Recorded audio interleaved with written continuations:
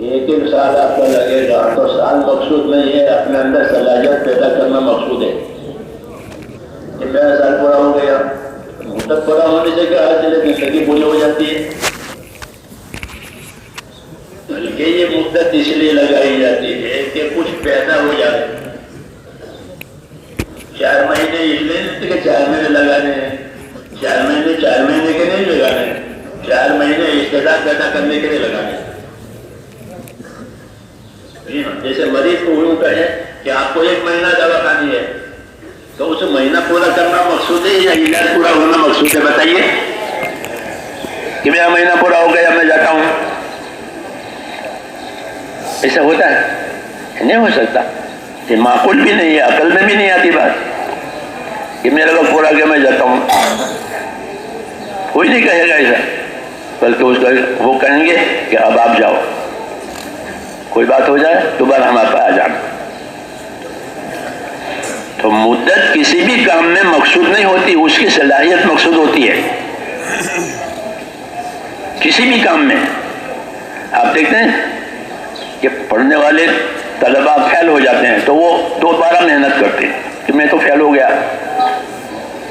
میرا سال تو بیکار گیا، تو وہ دوبارہ سال لگاتے ہیں۔ ہاں، کیوں کہ مدت مقصود نہیں، سال تو لگ گیا لیکن فیل ہو گیا۔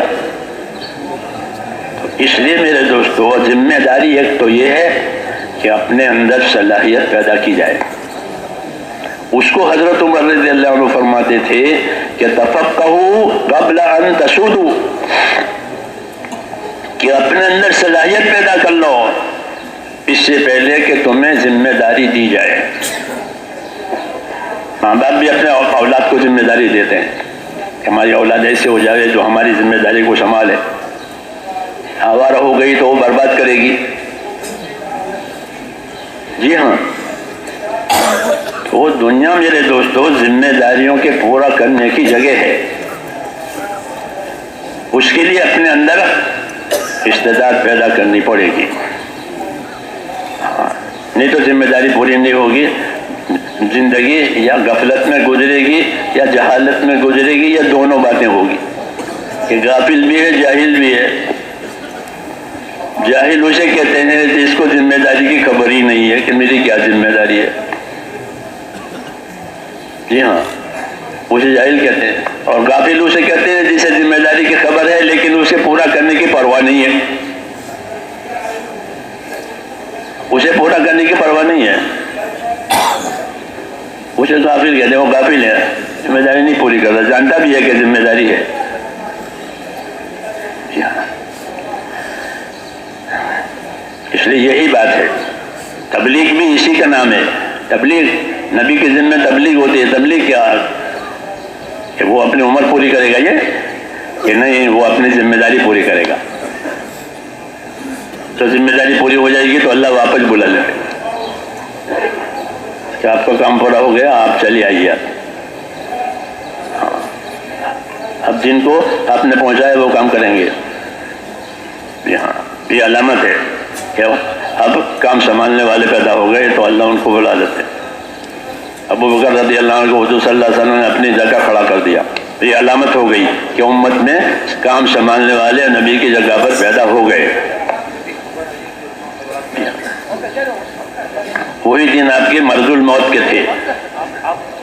جی ہاں، تو اصل یہی بات ہے کہ اپنی ذمہ داری کی اپنے اندر صلاحیت پیدا کرنا۔ جی ہاں، ہماری صلاحیت پیدا کرنے سے کیا مراد ہے؟ یہ کوئی ڈگری ہے کہ نہیں؟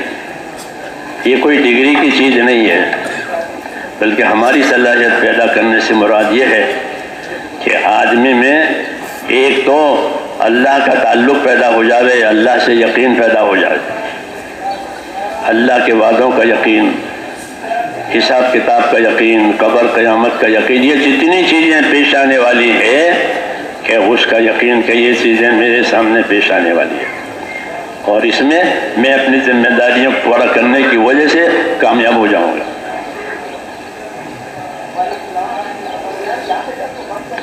اندر یقین آ گئے اس کا۔ ایک تو ہوتا ہے عقیدہ، عقیدہ تو ہوتا ہی ہے کہ اللہ ایک ہے، محمد صلی اللہ علیہ وسلم رسول ہیں، یہ عقیدہ ہے، نجات کے لیے تو یہ کافی ہے، لیکن کامیاب ہونے کے لیے اس کی ذمہ داری ہے کہ اس کا یقین آ جاوے۔ دوسرا کہ اللہ تعالیٰ کا خوف دلوں میں آوے۔ دو ہی چیزیں ہیں، آدمی امیدوار بھی ہوتا ہے، خوف زدہ بھی رہتا ہے، کسی چیز کی امید ہے، کسی چیز کا خوف ہے، تو اللہ نے بھی دونوں باتیں بندوں کے سامنے رکھی ہے، امید کی باتیں بھی رکھی ہیں کہ آپ کو ہم یہ دیں گے اور یہ دیں گے، یہ دیں گے اور یہ دیں گے، تمہارے حالات یوں بنا دیں گے، اور ناراض ہیں تو کہ ناراض ہیں تو تمہارے حالات کو یوں بگاڑیں گے۔ تو امید بھی دلائی ہے اور خوف بھی دلایا، اور یہی اصل ہے کہ ایمان میں دونوں باتیں ہیں کہ اللہ سے امیدوار بھی رہے، اللہ سے ڈرتا بھی رہے۔ تو صلاحیت پیدا کرنے سے مراد یہ ہے کہ اندر ایمان آوے۔ اس لیے صحابہ رضی اللہ تعالیٰ عنہ نے اپنی کارروائیوں میں صرف کارروائی نہیں پوری کی ہے بلکہ امتیازی شان پیدا کی ہے۔ یہ مہاجرین نے سبقت کی ہے کہ میں دنیا کے ملکوں میں بھیجنا چاہتا ہوں کہ ہم تیار ہیں۔ مہاجرین نے کہا ہجرت کر کے آئے ہیں، تو اس میں وہ سابق ہے۔ اور انصار نے کہ انصار نے نصرت کی ہے، دین کے مددگار بنے ہوئے ہیں، دونوں طرف سے مددگار، بڑھانے میں بھی مددگار، بچانے میں بھی مددگار، دونوں طرف سے مددگار ہے، بڑھانے میں بھی مددگار ہے کہ بڑھے یہ کام، اور بچاؤ میں بھی کہ ساری دنیا دشمن ہو رہی ہے کہ کوئی بات نہیں، ہم ڈھال بنیں گے، ہم بچاؤ کریں گے۔ اس نصرت میں انہوں نے ایک امتیازی شان پیدا کی ہے کہ وہ امتیازی شان کیا پیدا کی ہے کہ انہوں نے اپنی نصرت میں امتیازی شان یہ پیدا کی ہے کہ انہوں نے ایثار سے کام لیا ہے، نصرت میں ایثار پیدا کیا۔ اللہ نے ان کے ایثار کا ذکر کیا ہے۔ ایثار کا مطلب یہ ہوتا ہے کہ انہوں نے اپنی حاجت کو بھی نہیں دیکھا، راحت کی بات تو ہے ہی نہیں، راحت نے حاجت کو بھی نہیں دیکھا، اپنی حاجت کو بھی قربان کر دیا اور کام کو آگے کیا کہ بھوکے بھی رہے اور دوسروں کو کھلایا، جی ہاں، زخمی بھی ہوئے، معذور بھی ہوئے، اور پھر بھی کام کے تقاضے پورے کیے۔ ان کا ایثار، اس کو ایثار کہتے ہیں کہ مہاجر انصار نے اپنی نصرت کی خدمت میں امتیازی شان ایثار سے پیدا کی ہے، اور مہاجرین نے سبقت سے پیدا کی ہے، اور اخلاص سب میں ہے، اخلاص سب میں ہے، کوئی بھی اس میں کوئی غرض مند نہیں ہے، اس کی کوئی غرض ہے، اس کی کوئی غرض ہے، اس کی کوئی مصلحت ہے، کوئی دوسرا رخ ہے اللہ کے علاوہ کوئی طلب ہے نہیں، بلکہ اللہ تعالیٰ نے ان کی نیتوں پر شہادت دی ہے۔ کیا دی ہے؟ ان کی نیتوں پر شہادت دی ہے، اور بعد میں آنے والوں کے لیے نمونہ بنایا ہے کہ کیا شہادت دی ہے کہ یبتغون فضلا من اللہ ورضوانا، یہ کہ محمد صلی اللہ علیہ وسلم کے جو ساتھی ہیں وہ کیسے ہیں؟ یہ باطل کے مقابلے میں سخت ہے، آپس میں رحم کرنے والے ہیں، یہ تو ان کا رجحان ہے دونوں طرف کا، اور کیا ہے کہ ان کی حالت یہ ہے کہ آپ ان کو رکوع سجدوں میں پاؤ گے، ہاں، سجدوں کے آثار ان کی پیشانیوں پر آثار پاؤ گے، رکوع سجدوں میں پاؤ گے، یعنی کثرت سے عبادت کرنے والے، کثرت سے، ہاں، کیونکہ دعوت عبادت کے لیے ہی ہوتی ہے۔ دعوت کس لیے ہوتی ہے؟ دعوت چلوں کے لیے ہوتی ہے؟ یہ دعوت چلوں کے لیے نہیں ہوتی ہے، دعوت عبادت کے لیے ہوتی ہے۔ جیسے اذان نماز کے لیے ہوگی، اور کس کے لیے ہوگی؟ اذان کس کے لیے ہوگی؟ نماز کے لیے۔ اور دعوت کس کے لیے ہوگی؟ عبادت کے لیے ہوگی۔ اور تعلیم کس کے لیے ہوگی؟ وہ بھی عبادت کے لیے ہوگی۔ جی ہاں، کہ علم لے کر عبادت کرو، دعوت سن کر عبادت کرو. جی ہاں، تو اگر علم کی عبادت صحیح نہیں ہوگی تو تعلیم بھی دی جاتی ہے عبادت کے لیے، دعوت بھی دی جاتی ہے عبادت کے لیے، زندگی ہی عبادت کے لیے بنی ہے.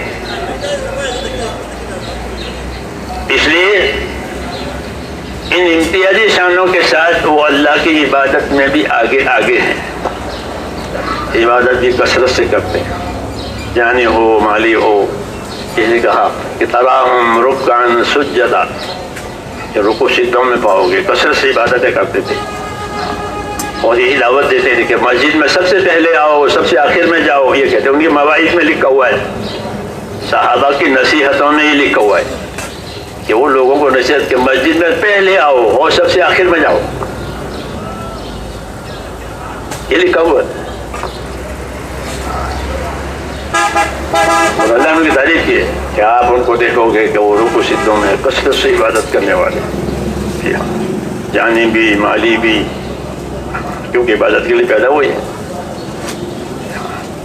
اور شفقت کرنے والے، نصرت کرنے والے، اور شفقت اور ہجرت کرنے والے، نصرت کرنے والے، امتیازی شان کے ساتھ. اور چاہتے کیا ہیں کہ کچھ نہیں چاہتے.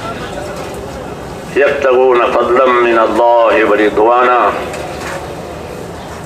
کہ بس وہ اللہ کا فضل چاہتے ہیں، کہ بس اللہ تعالیٰ فضل فرما دے اور اللہ ہم سے راضی ہو جاتے. یہ چاہتے ہیں بس. ان ساری کارروائی سے کیا غرض ہے؟ ان ساری کارروائی کی غرض یہ ہے کہ اللہ کو راضی کرنا ہے. کسی سے کیا لینا ہے کہ کچھ نہیں لینا. مال والوں سے مال نہیں لینا، مرتبے والوں سے مرتبہ نہیں لینا. جی ہاں، زمین جائیداد والوں سے زمین جائیداد نہیں لینی. بلکہ علل اعلان جب دنیا میں وہ جاتے تھے اپنا دین لے کر کے تو لوگوں سے یہ فرماتے تھے، کیا فرماتے تھے کہ انما ہممنا الآخرہ ولیست ہممنا الدنیا. یہ کہتے تھے لوگوں سے کہ انما ہممنا الآخرہ ولیست ہممنا الدنیا، کہ ہمارے عزائم تو آخرت کے ہیں. کس کے ہیں؟ ہاں، کہ ہمارے عزائم آخرت کے ہیں، کہ ہم اپنے آخرت بنانے کے لیے ہیں. ہماری ساری کاوش ہے، ہم آخرت بنانا چاہتے ہیں. انما ہممنا الآخرہ ولیست ہممنا الدنیا، ہمارے عزائم ارادے میں دنیا نہیں ہے، بلکہ ہم آخرت کے لیے کر رہے ہیں، آخرت اپنی بنا رہے ہیں. اور یہی اصل ہے، یہی اصل ہے کہ آدمی اپنی دنیا سے آخرت بناوے. رسول صلی اللہ علیہ وسلم فرماتے ہیں ان الدنیا خلقت لکم وانکم خلقتم للآخرہ، کہ دنیا تمہارے لیے پیدا ہوئی ہے اور تم آخرت کے لیے پیدا ہوئے ہو، آخرت بنانے کے لیے پیدا ہوئے. ہر نبی کی دعوت، ہر داعی کی دعوت آخرت کے لیے ہوتی ہے اور دنیا کی بے ثباتی کو وہ ظاہر کرتا ہے. یہ امتیاز ہے نبیوں کا، نبیوں کے داعیوں کا، کہ ان کے سامنے آخرت ہوتی ہے اور دنیا کی بے ثباتی ہوتی ہے. اس کے بغیر کام نہیں ہوتا، اس کے بغیر کام نہیں ہوتا. جی ہاں، یہ آخرت سامنے نہیں ہے اور دنیا کی عظمت بیٹھی ہوئی ہے، محبت بیٹھی ہوئی ہے، تو کیسے کام کرے گا؟ اس لیے یہ تلقین ہوتے ہیں ہاں کہ بھئی تھوڑی دیر کی دنیا ہے، عارضی ہے، ختم ہونے والی ہے. ہاں، یہ نبیوں کی دعوت میں ہے. خاص طور سے وہ اپنے آخرت کو سامنے رکھتے ہیں. انا اخلصناہم بخالصۃ ذکر الدار، نبیوں کے بارے میں یہ کہا گیا کہ ہم نے ان کو آخرت کے بارے میں نبیوں کو خاص خصوصیت دی ہے کہ وہ آخرت کو سامنے رکھتے ہیں اور آخرت کی یاد دلاتے ہیں. آخرت یاد دلا کر پھر آخرت کی تیاری کا سامان دیتے ہیں. کہ آخرت کی تیاری کا کیا سامان ہے؟ کہ آخرت کی تیاری کا سب سے بڑا سامان ایمان ہے۔ سب سے بڑا سامان کیا ہے؟ ایمان کے بغیر آخرت ہے ہی نہیں۔ ایمان کے بغیر آخرت ہے ہی نہیں، ہلاکت ہے۔ ایمان نہیں ہے تو ہلاکت ہے، جی ہاں، ہمیشہ کے لیے۔ آخرت بننے کی پہلی منزل اور پہلی چیز کہ پہلے وہ اللہ پر ایمان ہے۔ ایمان باللہ والیوم الآخر، تمام نبیوں کی دعوت میں کہ اللہ پر ایمان لاؤ، آخرت پر ایمان لاؤ، اللہ کا یقین کرو، آخرت کا یقین کرو۔ اللہ نے آخرت بنانے کے لیے پیدا کیا ہے اور آخرت ایمان والوں کو دینے کے لیے پیدا کی ہے۔ آخرت کی نعمتیں جو ہیں وہ ایمان والوں کو دینی ہے۔ کہ جنت بن چکی ہے، جنت بن چکی ہے، کہ کس کے لیے؟ کہ پرہیزگاروں کے لیے۔ کہ جنت بن چکی ہے، اس کے 8 دروازے ہیں وغیرہ وغیرہ۔ اور کس کے لیے؟ کہ اعدت للمتقین، پرہیزگاروں کے لیے ہے۔ اللہ کے حدود کو، اللہ کے حقوق کی حفاظت کرنے والے وہ پرہیزگار کہلاتے ہیں۔ کہ اللہ نے جو حقوق دیے ہیں، وہ اللہ نے جو حدود قائم کیے ہیں، وہ اس کو سامنے رکھنے والے، اس کی نگرانی کرنے والے، کہ وہ پرہیزگار کہلاتے ہیں۔ ان کے لیے بنائیے۔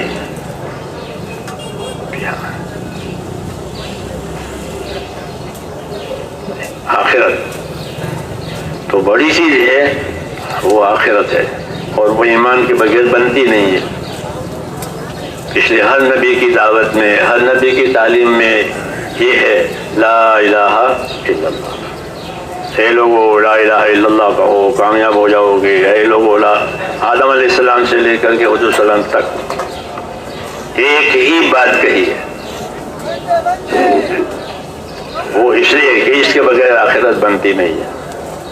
اللہ سے تعلق پیدا کرے، یقین کا، خوف کا، امید کا، محبت کا۔ اللہ سے محبت،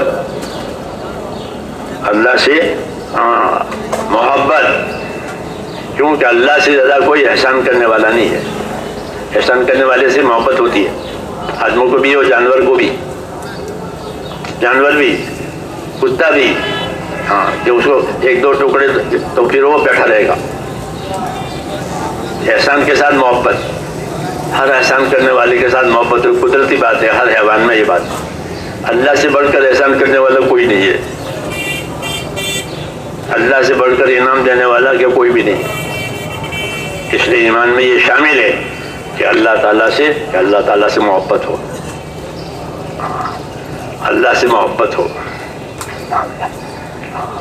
مسنون دعا میں ہے اللہم اجل رغبتی الیک، اے اللہ میری رغبت تیری طرف کر دے۔ رغبت یعنی شوق، کہ اللہ میری رغبت، میرا شوق تیری طرف کر دے، اور میری مرضی، میری من کی چاہت وہ کر دے جس سے تو راضی ہوتا ہے۔ جس سے تو راضی ہوتا ہو وہ میرے من کی چاہت بن جائے۔ جیسے حضور فرمانا کہ میری نماز میری آنکھوں کے اندر ہے، یہ ایمان کی بات ہے کہ اللہ تعالیٰ سے تعلق بڑھتے بڑھتے جو چیز اللہ کو پسند ہے وہ بندے کو پسند ہو جائے، جو چیز اللہ کو ناپسند ہے اس کو ناپسند ہو جائے۔ یہ تعلق ہو گیا، تعلق ہو گیا۔ جی ہاں، ہوتا ہے، ایسا ہی ہوتا ہے کہ اللہ کی چیزیں جو پسند ہیں کہ وہ مجھے پسند، اللہ کو ناپسند اور ناپسند۔ یہ آدمی اپنی تربیت کرتے کرتے، محنت کرتے کرتے اس درجے پر پہنچ جاتا ہے۔ اس لیے اللہ پر ایمان بھی ہے، اللہ سے خوف بھی ہے، اللہ سے امید بھی ہے، اللہ سے محبت بھی ہے۔ اللہ کی محبت میں کام کرے، زبردستی کی بات نہیں ہے، زبردستی کی بات نہیں ہے۔ اللہ کی محبت میں، اللہ کی امید میں اللہ کا کام کرے، اور یہ کرتا رہے، کرتا رہے۔ ہاں، کہ ہمارے دین میں استقامت ہے. کیا ہے کہ استقامت کے ساتھ کام کرو، یعنی کرتے ہی چلے جاؤ جب تک طاقت ہے. جتنی طاقت ہے اپنی طاقت کے مطابق اپنے آپ کو پابند کرتے چلے جاؤ. یہ حکم نبی کو بھی ہے، یہ حکم ایمان والوں کو بھی ہے کہ اپنے آپ کو پابند کریں، استقامت کے ساتھ رہے، صحیح چلے اور صحیح چلتے رہے. حکم ہے یہ کہ فاستقم کما امرت ومن تاب معک اے ومن آمن معک، کہ آپ استقامت اور پابندی کے ساتھ رہو اے نبی، اور جو لوگ آپ پر ایمان لائے ہیں وہ بھی استقامت اور پابند کے ساتھ رہے. تو کہ 3 میں استقامت ہے. کہ کتنی استقامت؟ کہ جتنی طاقت ہے. طاقت سے اوپر اللہ کام نہیں ڈالے گا. یہ سنت ہے اللہ کی کہ ہم بندے پر اس کی طاقت سے زیادہ نہیں ڈالتے. جتنی اس کی طاقت ہے ہم کو معلوم ہے، تو اس کی طاقت کے حساب سے اوپر ذمہ داری ڈالی ہے. وہ ذمہ داریاں امانت ہوتی ہیں. وہ ذمہ داریاں کیا ہوتی ہیں؟ کہ وہ ذمہ داریاں امانت. حدیثوں میں کہ نماز بھی امانت ہے، وضو بھی امانت ہے. تو جو جو ذمہ داریاں اللہ کی طرف سے آئے گی وہ ہوگی اللہ کی امانتیں. جی ہاں، مال بھی امانت ہے. مال کیا ہے؟ کہ مال امانت ہے. اولاد کیا ہے؟ کہ اولاد بھی اللہ کی امانت ہے، اللہ نے دی ہے. ہر آدمی کی اولاد اس کے پاس اللہ کی امانت ہے. اسے برباد نہ کرے، اس کو دوزخ سے بچاوے. یہ حکم ہے کہ اپنے اولاد کو دوزخ سے بچاؤ. اپنے اولاد کو جیسے بھوک سے، پیاس سے، سردی گرمی سے بچاتے نہیں بچاتے، ایسے ہی اپنی اولاد کو کس سے بچاؤ؟ دوزخ سے بچاؤ. یہ حکم ہے. یا ایھا الذین آمنوا قوا انفسکم واہلیکم نارا، اپنے آپ کو، اپنے اہل و عیال کو دوزخ سے بچاؤ. جو امانت ہے. تو مال امانت ہے، اولاد امانت ہے. ہاں، جتنی نعمتیں ہماری طرف متوجہ ہیں ان کے 2 پہلو ہیں. ایک پہلو وہ اللہ کی نعمت ہے، آنکھیں نعمت ہے، کان نعمت ہے. ایسے ہی وہ امانتیں بھی ہیں اللہ کی، کہ آنکھیں بھی امانت ہے، کان بھی امانت ہے، اولاد بھی امانت ہے، مال بھی امانت ہے. امانت کہہ کر کے کیا تعلیم دینی ہے؟ امانت کہہ کے کیا تعلیم دینی ہے؟ کہ امانت کہہ کر کے یہ تعلیم دینی ہے کہ ان چیزوں کے ساتھ حقوق لگے ہوئے ہیں، اس لیے یہ امانت ہے. سمجھ میں آئی نا بات؟ یہ بتانا ہے کہ یہ امانت ہے. تو کیا مطلب ہے؟ کہ اس کے ساتھ حق ہے، وہ حق ادا کرنا ہے، اس لیے یہ امانت ہے. تو ہر نعمت کے ساتھ نعمت کا ہونا بھی ہے اور وہ امانت بھی ہے. اس نعمت کے ساتھ حقوق لگے ہوئے ہیں. وہ حق ادا کرنے کا نام دین ہے. ہماری تبلیغ میں علم و ذکر ہے. کیا ہے؟ 3 نمبر. وہ اسی لیے ہے کہ علم حاصل کرو تاکہ حقوق کی خبر ہو جائے کہ کیا کیا حق ہے. جیسے دنیا میں کہ قانون جان لے تاکہ قانون میں کوئی پکڑ نہ ہو جائے. قانون جانتے ہیں تاکہ گرفت میں نہ جائیں. خود نہیں جانتے تو وکیلوں سے پوچھیں گے کہ اس میں کیا بات ہے، تاکہ پکڑ میں نہ ہوئے. اس لیے ان سے پوچھنے جاتے ہیں.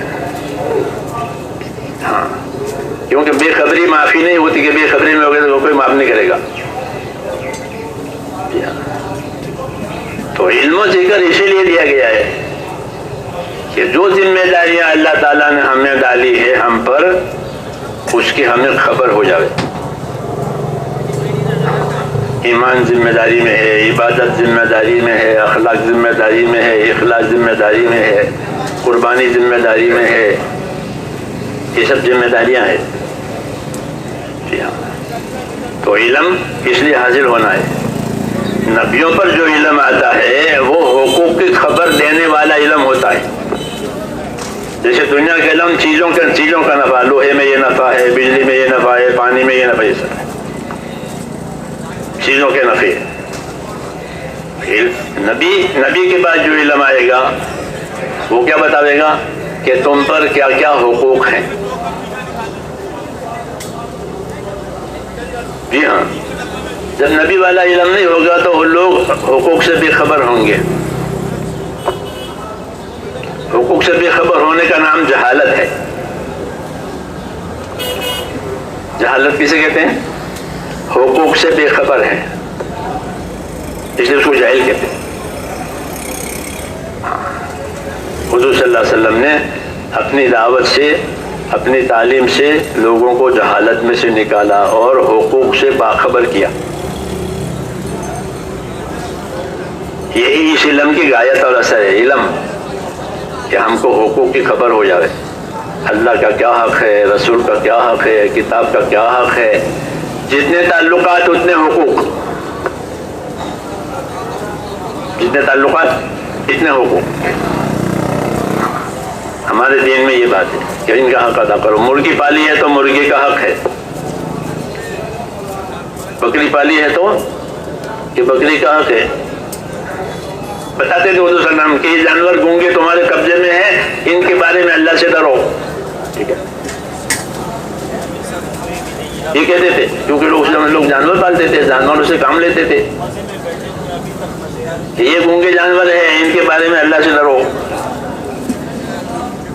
کہ ان کا حق ادا کرو. تو جب جانوروں کے حق کی بات ہے تو بھائی انسانوں کے تو کیا کہنا. تو ہمارے پاس جو علم آیا ہے وہ اس لیے آیا ہے، اس لیے اس علم کا سیکھنا ضروری ہے تاکہ پتہ چلے کہ کیا حق ہے. مولانا الیاس صاحب فرماتے تھے کہ دنیا حقوق ادا کرنے کی جگہ ہے اور آخرت اس کا بدلہ پانے کی جگہ ہے. آخرت بدلہ پانے کی جگہ. یہ علم کی یہی غایت ہے. یہ علم اسی لیے آیا ہے کہ اللہ کا کیا حق ہے، رسول کا کیا حق ہے. جی ہاں، یہ اس کو جاننا. اگر یہ بات نہیں جانی ہے تو خبر نہیں ہے، پھر دنیا کے رواج کے مطابق زندگی گزرے گی، دنیا کے ماحول کے مطابق زندگی گزرے گی، یا اپنے عادتوں کے مطابق زندگیاں گزرے گی. طریقوں پر نہیں آئے گی، طریقوں پر نہیں آئے گی کہ اللہ کا حکم، نبی کا طریقہ، تو طریقوں پر نہیں آئے گی. یہ طریقوں پر تو اس وقت آئے گی جبکہ اس میں علم ہو. یہ طریقہ ہے، یہ طریقہ ہے کہ اللہ کا حکم، نبی کا طریقہ، یہ دونوں علم ہے. حکم کا بھی علم ہے، طریقہ کا بھی علم ہے. حضور صلی اللہ علیہ وسلم یہی لے کر آئے ہر لائن میں. تو اگر یہ دین زندگیوں میں آ گیا تو ہر لائن میں آدمی دیندار بن جائے گا. تاجر بن کے بھی دیندار، مزدور بن کے بھی دیندار، زمیندار بن کے بھی دیندار، غریب بن کے دیندار، مالدار بن کے دیندار. کیونکہ دعوت و تعلیم دین کی ہے، وہ زندگی کے ہر شعبے میں، اس لیے اس کی دعوت چلائیے تاکہ ہر کوئی اپنا دین لے لے اور اپنے دین کے ساتھ زندگی گزارے. دنیا چھوڑنے کی دعوت نہیں ہے، دنیا میں دین داخل کرنے کی دعوت ہے. کہ دنیا چھوڑو یہ دعوت ہے. کیوں بھائی؟ ہماری دعوت یہ کہ چھوڑو چلو، چھوڑنے کی دعوت نہیں ہے. کیونکہ دنیا ہے دین کمانے کے لیے، جیسے بازار مال کمانے کے لیے ہے، ایسے دنیا دین کمانے کے لیے ہے. دنیا نہ ہوتی تو دین کیسے کماتے؟ کہ دنیا کو اللہ نے پیدا کیا ہے کہ ہاں دین کماؤ. حیات اور موت کو اس لیے پیدا کیا ہے کہ یہ دیکھنا ہے کہ تم میں اچھا عمل کرنے والا کون ہے. وہ تو حیات سے لے کر موت تک میں عمل ہوتے ہیں، اسے یہ دیا گیا ہے. تو حضرت فرماتے تھے کہ دنیا حقوق ادا کرنے کی جگہ ہے اور آخرت اس کا بدلہ پانے کی جگہ ہے. اس لیے ہم کو علم دیا ہے کہ علم سیکھو، دین سیکھو، کہ دین سیکھو تاکہ پتہ چلے کہ مجھ پر کیا حق ہے. ہاں، مجھ پر کیا حق ہے اللہ کی طرف سے، رسول کی طرف سے. ہر تعلقات کے حقوق ہوتے ہیں، ہر تعلق کے حقوق ہوتے ہیں. ورنہ تعلق کا کوئی مطلب نہیں ہے. اس لیے اللہ نے ہم کو دین دیا ہے، اور دین میں علم دیا کہ علم دین سیکھو، دین سیکھو تاکہ تمہیں پتہ چلے کہ اللہ کا کیا حق ہے، نبی کا کیا حق ہے، کتاب کا کیا حق ہے، ہاں، اور حق ادا کر کے پھر زندگی گزارو۔ دنیاوی حق ہو، دینی حق ہو، اس کی رہبری ہوتی ہے اس کے اندر، اس لیے علم و ذکر رکھا گیا ہے کہ علم کے بغیر صحیح رہنمائی نہیں ہوگی۔ پھر علم ذکر کے ساتھ ہے، ذکر سے مراد اس کا عمل ہے، ذکر سے کیا مراد ہے کہ اس علم کا عمل، کہ وہ علم کیا رہبری کرتا ہے۔ مولانا اللہ صاحب فرماتے تھے کہ علم ہوگا تو عمل زندہ ہوگا، عمل زندہ ہوگا تو ذکر زندہ ہوگا، یعنی اللہ کی اطاعت زندہ ہوگی۔ اس لیے یہ چیزیں دی ہیں تاکہ زندگی کے ہمارے تمام شعبے اللہ کے حکموں والے بن جائیں اور ہم اپنی ذمہ داری کو ادا کرنے والے بن جائیں۔ یہ امت جو ہے اللہ نے بنائی ہے، یہ اپنے نبی کی وارث ہے۔ کیا ہے؟ یہ اپنے نبی کی وارث ہے۔ اب کوئی نبی نہیں آئے گا، یہی وارث ہے۔ جیسے بیٹے باپ کی جائیداد کے وارث ہوتے ہیں، ایسے یہ امت اپنے نبی کے نائب بھی ہے، اور یہ نبی اپنے امت کی وارث، یہ اپنے نبی کی وارث بھی ہے۔ اس لیے ان کو یہ ساری چیزیں دی گئی ہے، ایمان بھی دیا گیا، عبادتیں بھی، علم بھی، ذکر بھی، اور معاشرت بھی، کہ ایک دوسرے کے ساتھ کیسا برتاؤ کرو گے۔ جی ہاں، تو نبی صلی اللہ علیہ وسلم نے وہ برتاؤ کر کے دکھایا کہ نبی صلی اللہ علیہ وسلم کا برتاؤ لوگوں کے ساتھ کیسا تھا۔ تو بنیادی طور پر نبی کا برتاؤ لوگوں کے ساتھ انصاف اور احسان کا تھا۔ کس کا؟ انصاف کے ساتھ۔ امرت لأعدل بینکم، مجھے حکم ہے کہ تمہارے درمیان میں انصاف کروں۔ لوگوں کے ساتھ کیسے رہو گے؟ کہ انصاف سے۔ جو اپنے لیے پسند کرو گے وہ دوسروں کے لیے پسند کرو گے، جو اپنے لیے ناپسند کرو گے وہ دوسروں کے ناپسند کرو گے۔ یہ انصاف کہلاتا ہے، یہ انصاف کہلاتا ہے، انصاف کا یہی معیار ہے۔ تو اللہ نے نبی کو حکم دیا کہ انصاف سے رہو۔ امرت لأعدل بینکم، مجھے حکم ہے کہ تمہارے درمیان میں انصاف کرو، انصاف کو زندہ کرو تاکہ حقوق کی پائمالی نہ ہو۔ انصاف نہیں ہوگا تو حقوق کی پائمالی ہوگی۔ اور احسان کے ساتھ، کہ احسان کے ساتھ رہو، کہ میری مال جان سے، میری صلاحیت سے دوسروں کو فائدہ ہو جائے، مجھے ان سے کوئی فائدہ نہیں لینا ہے، مجھے ان سے کوئی فائدہ نہیں لینا ہے، لیکن میری جان مال سے، میری صلاحیت سے دوسروں کو فائدہ ہو جائے۔ یہ اخلاق کہلاتے ہیں۔ کیا کہلاتے ہیں؟ اخلاق، کہ اپنی صلاحیتوں سے دوسروں کو نفع پہنچاؤ، اپنی صلاحیتوں سے دوسروں کی تکلیفیں دور کرو، اپنی صلاحیتوں سے دوسروں کے حق میں معاون بنو، اگر وہ حق پر ہیں تو معاونت کرو۔ یہ ہمارا کام ہے میرے دوستو، کہ حق بات ہے کہ ہم اس کے معاون بنیں گے، حق بات نہیں ہے تو پھر ہم اس کو معاونت نہیں کریں گے، حق ہے معاونت کریں گے۔ اس لیے ہماری یہ محنت جو ہے یہ بہت بڑی معاونت ہے دین کے کاموں کی، ہم دین کے تمام کاموں کے ہم معاون ہیں۔ ان کی بھلائی چاہیں گے، ان کے لیے دعا کریں گے، ان کی معاونت کریں گے۔ یہاں خیر لانے کے لیے معاونت ضروری ہے، کہ حق میں معاونت ہوتی ہے، ایک دوسرے کے معاون بنتے ہیں۔ تو یہ سکھایا ہے کہ ہم ایک دوسرے کے معاون ہیں، حق بات ہے کہ ہم اس کے معاون ہیں۔ اپنی جان مال سے بھی مدد کریں گے، اپنی دعاؤں سے بھی مدد کریں گے، ان کا بھلا چاہیں گے۔ یہ احسان کی یہ باتیں جناب رسول اللہ صلی اللہ علیہ وسلم کی سیرت میں ہے کہ آپ کو احسان اور انصاف کی تعلیم دی ہے، کہ لوگوں میں انصاف کے ساتھ رہو، لوگوں میں احسان کے ساتھ رہو، کہ میری ذات سے نفع ہو جائے۔ دوسروں نے برائی کی ہے تو حکم تھا آپ صلی اللہ علیہ وسلم کو یہ تھا کہ آپ درگزر کرو، آپ کو یہ حکم کہ آپ درگزر کرو، کہ انہوں نے برائی کی ہے کہ درگزر کرو۔ اللہ حکم دے کہ آپ درگزر کرو، آپ صبر کرو، آپ صبر کرتے تھے، درگزر کرتے تھے۔ بدلہ لینے کے لیے کبھی تیار نہیں ہوئے کہ کسی سے بدلہ لینا ہے کہ انہوں نے مجھے پریشان کیا ہے، آپ پر جادو کیا، وہ بڑا سخت جادو کیا، 6 مہینے جادو کا اثر رہا، بہت پریشانی ہوئی، پھر وہی کے ذریعے سے وہ جادو کی حقیقت کو کھولا کہ فلاں یہ جادو ہے، فلاں جگہ یہ جادو کا اثرات وہ دھندا رکھا ہوا ہے اور فلاں نے جادو کیا ہے، ایک سب بات کھل گئی اور جادو بھی ختم ہو گیا۔ سورہ فلق سورہ ناس نازل ہوئی اور جادو ختم ہوا۔ جب جادو ختم ہوا، ساری بات ختم ہوئی، تو لوگوں نے عرض کیا کہ یا رسول اللہ وہ فلانے نے جادو کیا تھا، جادو کرایا گیا تھا بڑے زیادہ پیسے دے کر، لکھا ہے کہ زیادہ پیسے دیے کہ سب زیادہ سخت جادو کرو، جی ہاں کچھ رقم دی تھی، تو کہ ان سے کوئی بدلہ تو لینا چاہیے، انہوں نے آپ کو 6 مہینے پریشان کیا ہے، تو آپ نے فرمایا نہیں، اللہ نے مجھ کو اچھا کر دیا ہے، تو اب اسے بدلہ لینے کی کیا ضرورت ہے، اللہ نے مجھے اچھا کر دیا۔ یہ سکھایا کہ برائی کے جواب میں بھلائی، برائی کے جواب میں درگزر، جی ہاں اس سے راستے کھلتے ہیں، کس کے؟ یہ تبلیغ کے،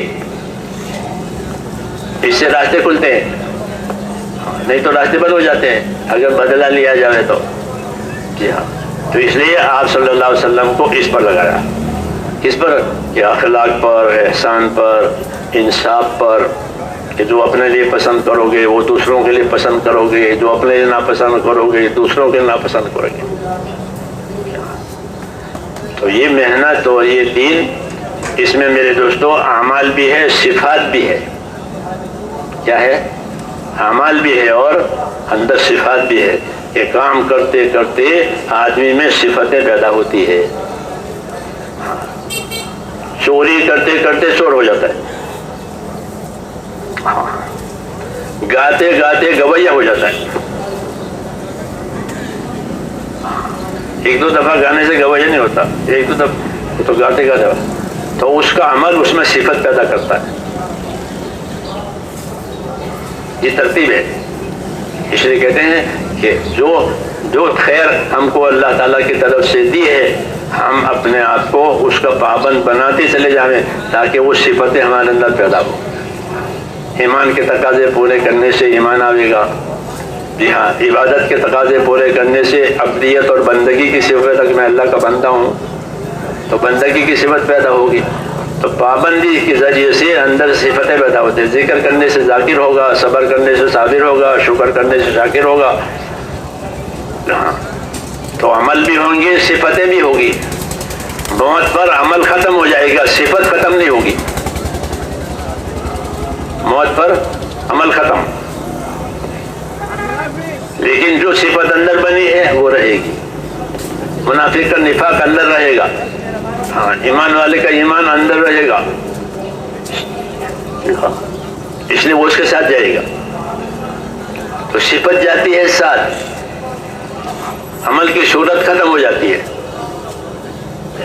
اس لیے حکم ملا ہے کہ اس کی پابندی کی جائے، ہاں کہ عمل کرتے کرتے اس سے تعلق پیدا ہو جائے، ذکر سے تعلق پیدا ہو گیا، شکر سے تعلق پیدا ہو گیا، عبادت سے تعلق پیدا ہو گیا، جی اب ہر حال میں کرنے والا بنے گا، اس کو اندر تقاضا پیدا ہوگا کہ فلاں چیز نہیں ہوئی ہے، آج میری تسبیح رہ گئی ہے، آج میری تہجد رہ گئی ہے، یہ اندر تقاضے پیدا ہوتے ہیں، جیسے چائے کے تقاضے پیدا ہوتے ہیں، کافی کے تقاضے پیدا ہوتے ہیں، طبیعت تقاضا لیتی ہے، اس کو پورا کرتے کرتے اس کے تقاضے پیدا ہوتے ہیں، ایسے ہی دین کے بھی، کہ دین پر چلتے چلتے اندر کا تقاضا، آج فلاں کام نہیں ہوا تو کہ اس کو پورا کرے۔ حضور صلی اللہ علیہ وسلم رات کا قیام نہیں کر سکتے کسی عذر کی وجہ سے، رات کو قیام نہیں ہوا، اٹھنا ہوا نہیں ہوا، تو دن میں زوال سے پہلے 12 رکعت نماز پڑھ لیتے تھے کہ رات کی کمی پوری ہو جائے، رات کی کمی پوری ہو جائے۔ جیسے پڑھے نا کہ بسم اللہ کھانے میں شروع میں بھول گیا تو کیا کرے کہ جب درمیان میں یاد آوے درمیان میں پڑھے بسم اللہ اول و آخر ہو، کہ وہ عمل کو اس کی جگہ ملے، جی ہاں، اور وہ عمل قائم رہے زندگی میں. جی ہاں، یہ مطلوب ہے تاکہ زندگی عمل والی بنے. کیا بنے؟ زندگی عمل والی بنے. عمل والی زندگی بنانی ہے، عمل کو صحیح کرنا ہے طریقوں سے، علم سے، اور عمل کو اللہ کے لیے کرنا ہے. کس کے لیے؟ یہ ساری کاوشیں آخرت بنانے کے لیے ہے، اور کچھ نہیں بنانا. آخرت بنانی ہے، اللہ کو راضی کرنا ہے. آخرت بنانی ہے، اللہ کو راضی کرنا ہے. اس کا دھیان ہر وقت ہو کہ جب یہ بات پیدا ہوگی تو اللہ تعالیٰ ان کو ہدایت کا ذریعہ بنائیں گے. مخلصین جو ہیں وہ ہدایت کا ذریعہ بنتے ہیں، اخلاص والے ہدایت کا ذریعہ بنتے ہیں. المخلصون ہم مصابیح الہدی، حدیث شریف میں ہے کہ جو اخلاص والے ہیں وہ ہدایت کے چراغ ہیں. ان کے ذریعے سے ہدایت پھیلے گی جیسے چراغ سے روشنی پھیلتی ہے. اس لیے اپنے آپ کو مخلص بنانا ہے، اللہ کو راضی کرنا ہے، آخرت بنانی ہے. اللہ یہ ہمیشہ ہو. کہ صحابہ کی یہ خاص صفت تھی، نبیوں کی یہ خاص صفت تھی کہ کیا چاہتے ہو؟ کہ اللہ چاہتے ہیں، اللہ کو راضی کرنا ہے، اپنی آخرت بنانی ہے، اللہ کو راضی کرنا ہے. اپنا کہ مخلصین خود بھی فتنے میں نہیں پڑیں گے اور اللہ ان کے ذریعے سے فتنوں کو ہٹائیں گے. جیسے اغراض والے کہ اغراض والوں سے فتنے ہی ہوتے ہیں اور کچھ نہیں ہوتا. ان سے فتنے چھٹ جائیں گے اور حق پھیل جائے گا. اس لیے اپنے آپ کو اللہ سے یہ مانگنی ہے کہ اللہ تعالی ہمارے اندر اخلاص پیدا کرے، اللہ کی رضا حاصل کرنے کی، اس کی خوشنودی حاصل کرنے کی طلب پیدا کرے. ہاں، اپنی نیتوں کی بھی نگرانی کرنی ہے، اپنے عملوں کی بھی نگرانی کرنی ہے. ہاں، تاکہ وہ عمل ہمارا صحیح ہوتا چلا جائے. اللہ تعالیٰ مجھے بھی توفیق دے، آپ کو بھی توفیق دے. سبحانک اللہم و بحمدک.